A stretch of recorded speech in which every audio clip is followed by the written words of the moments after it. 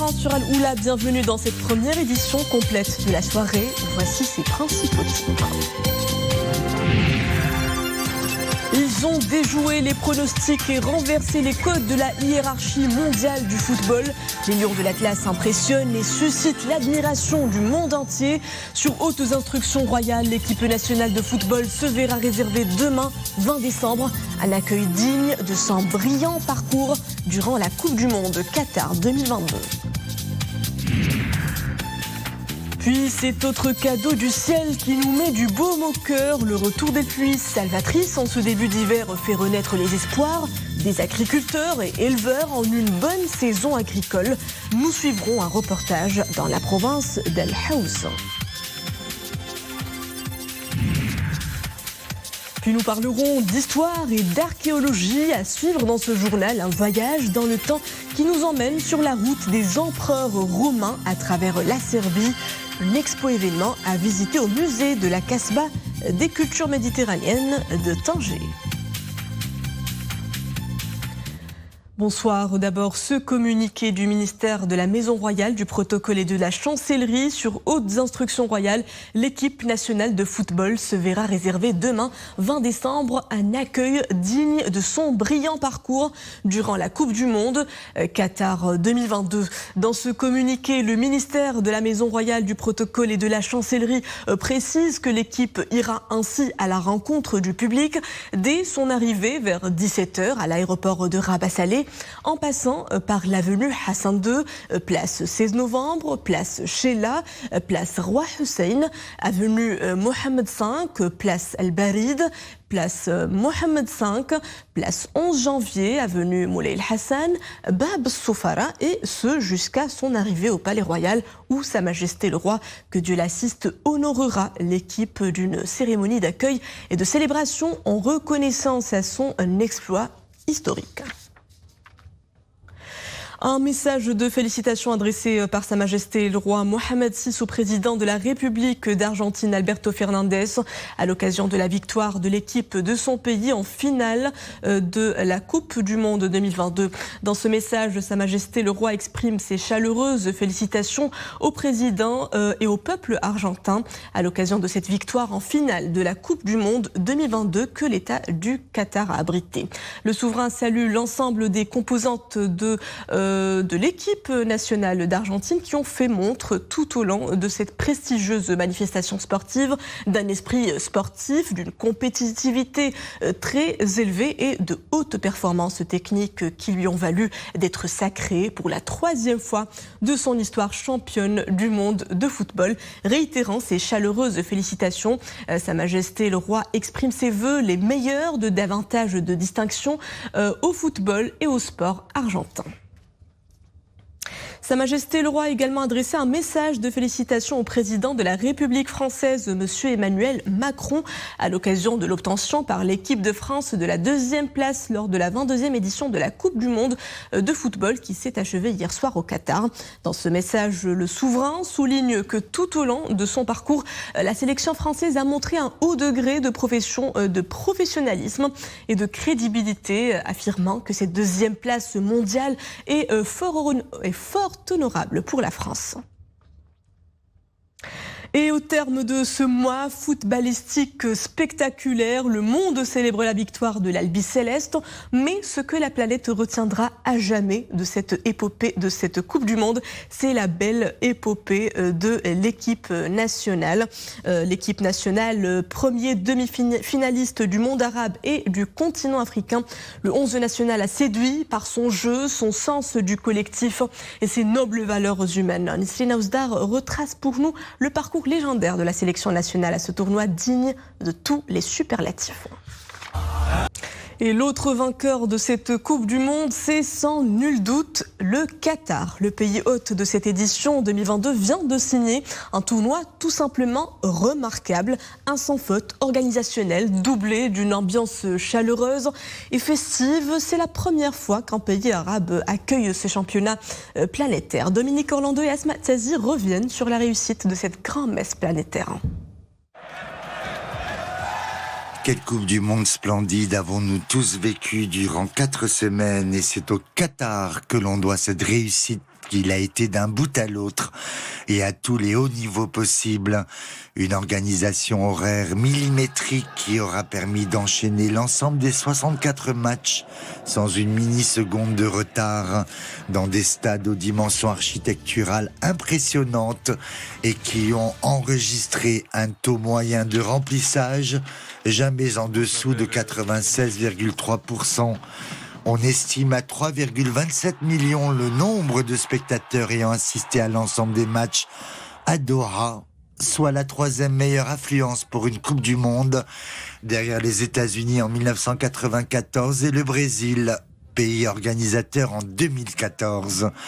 Et que dire de ce melting pot de nations réunies pour cette édition 2022, chacune accompagnée de ses supporters dont le comportement festif et joyeux n'aura connu aucun débordement. Mieux, ils ont tous été accueillis à bras ouverts par le peuple qatari, qui semblait lui aussi très heureux de partager ce moment unique de leur histoire, échangeant selfies, drapeaux et maillots dans un même élan de fraternité et d'hospitalité légendaire. Et que dire de la qualité des matchs eux-mêmes, dont l'apothéose fut atteinte lors de la finale de ce dimanche 18 décembre entre la France et l'Argentine. Tous les matchs qui l'ont précédé étaient tout autant compétitifs, alliant surprise, suspense et buts extraordinaires. Pas moins de 172 buts ont été marqués durant cette Coupe du Monde au Qatar, un record, soit plus qu'en 1998 en France et qu'en 2014 au Brésil. On serait presque tenté d'y voir une métaphore adressée à l'ensemble de ses détracteurs.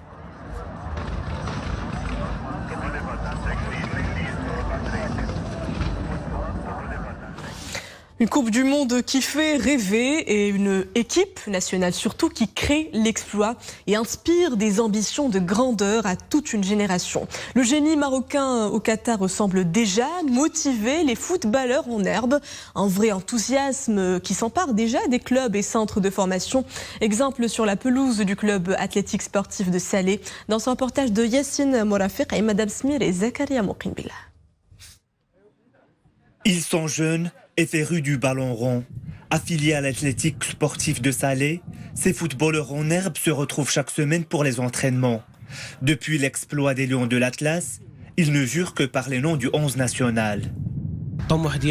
J'ai l'ambition de devenir un grand joueur de football. Je suis fan d'Abou Khlal et d'Amin Harit, même s'il est blessé. Nous avons une sélection nationale forte et soudée. Mon joueur préféré est Hakim Ziyech. Sur la pelouse des terrains de proximité, les différentes catégories se succèdent. Installée il y a à peine quelques mois, l'école accueille une forte demande de la part d'enfants désireux de se former au football. Nous sommes bien encadrés par les coachs. L'entraînement physique est exigeant. C'est indispensable pour tenir jusqu'au bout du match. Je trouve que notre équipe nationale joue avec beaucoup de combativité.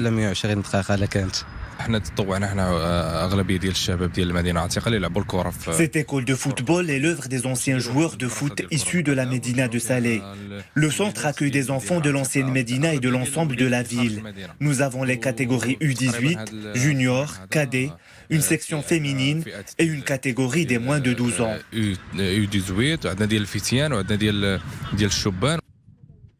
L'association de l'athlétique sportif de Salé voit grand. Dès l'année prochaine, elle compte faire son entrée dans le championnat national et défendre les couleurs de la ville. Et pourquoi pas permettre à ces jeunes d'être sélectionnés un jour pour jouer à l'équipe nationale. À Rabat, le chef du gouvernement Aziz Zakhnouch a présidé ce matin la 4e réunion du comité de pilotage du programme national d'approvisionnement en eau potable et d'irrigation 2020-2027. Au programme de la réunion, l'évaluation de la situation des ressources hydriques à l'échelle nationale qui enregistre une embellie après les précipitations de ces dernières semaines. Les retenues des barrages du Royaume ont atteint un volume d'un peu plus d'1 milliard de mètres cubes, soit un taux de remplissage de 30%. Il a aussi été question de faire le bilan des projets de dessalement d'eau de mer, d'approvisionnement en eau potable et de réutilisation des eaux usées retraitées. La pluie fait donc sans grand retour et avec elle l'espoir des agriculteurs. Ils peuvent finalement pousser un souffle de soulagement dans la région d'Al-Haouz justement. Les sols sont revigorés et les labours reprennent de plus belle. Nous le verrons avec Amina Lamotte, Hassan Billah Bouzaoui et Oumay Marmli. Difficile de dissimuler sa joie. Perché sur son tracteur, Hassan savoure l'odeur de la terre humide. Les dernières précipitations ont ravivé ses espoirs et l'ont encouragé à amorcer les opérations de labour et de semis. Les récentes précipitations augurent d'une bonne saison agricole. Nous sommes très optimistes. Ces pluies abondantes ont un impact positif sur diverses cultures d'automne. Nous cultivons les céréales, les légumineuses et les arbres fruitiers.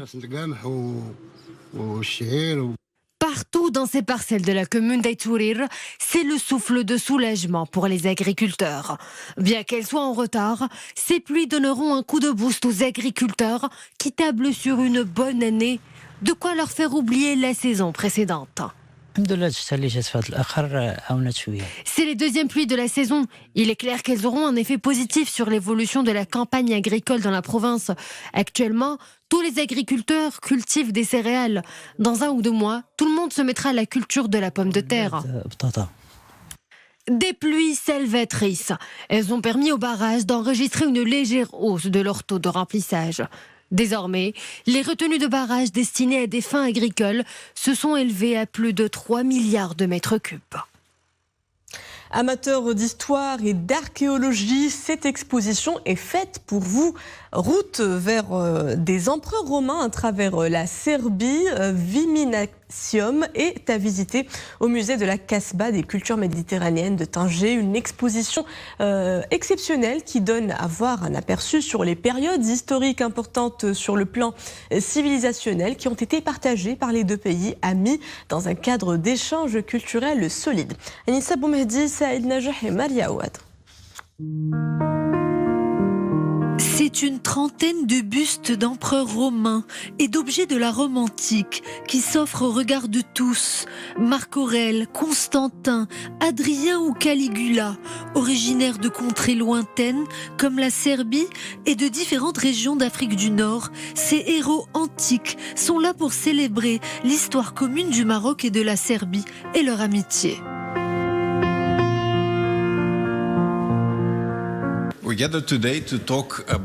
Nous sommes là aujourd'hui pour célébrer l'amitié maroco-serbe et notre connexion culturelle millénaire. Cette belle exposition est l'exemple même des liens historiques que nous entretenons ensemble. Nos deux pays partagent beaucoup de points communs et c'est pourquoi notre amitié ne cesse de se renforcer au fil des jours. Stronger and stronger every day. Nous faisons de la diplomatie culturelle. Voilà pourquoi nous avons organisé cette merveilleuse exposition.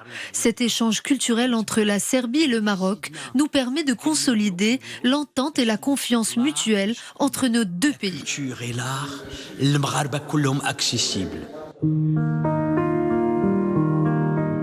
Fêter l'histoire et le 65e anniversaire des relations diplomatiques entre Rabat et Belgrade.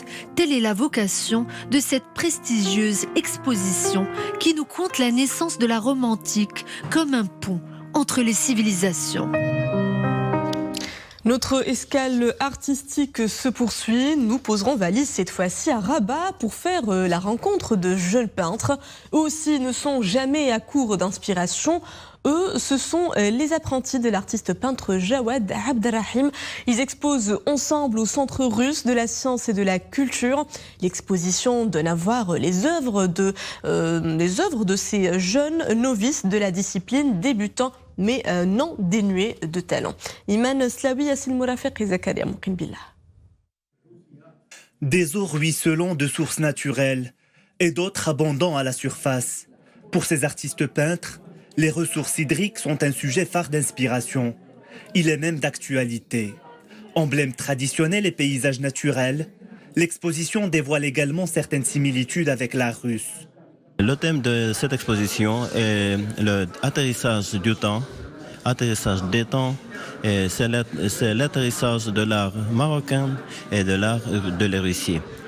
Et nous sommes contents, comme toujours, voir dans notre maison d'amitié nos amis qui sont liés avec l'art, avec l'histoire, avec les pensées de mon pays, de la Russie. Verdure et couleurs joyeuses semblent dominer les œuvres. Les artistes donnent à voir des palettes chromatiques variées. Tour à tour abstraites ou figuratives, leurs tableaux reflètent la qualité de l'encadrement accompli par l'artiste peintre Jawad Abdelrahim. Cette exposition collective est réalisée par mes élèves. Dans le contexte du manque de centres de formation en arts plastiques, j'ai pris l'initiative de former de nouveaux apprentis. Le but étant d'assurer la continuité dans ce domaine. Une initiative qui stimule la créativité qui somnole en ces jeunes artistes peintres. De nouveaux talents éclosent. L'exposition se poursuit au Centre russe de la science et de la culture de Rabat jusqu'au 20 de ce mois. Et c'est ainsi que prend fin cette édition. Merci à vous de l'avoir suivi. À 20h30, le retour de l'information avec le journal Al-Raïsia. Très belle suite des programmes à tous sur Al-Oula.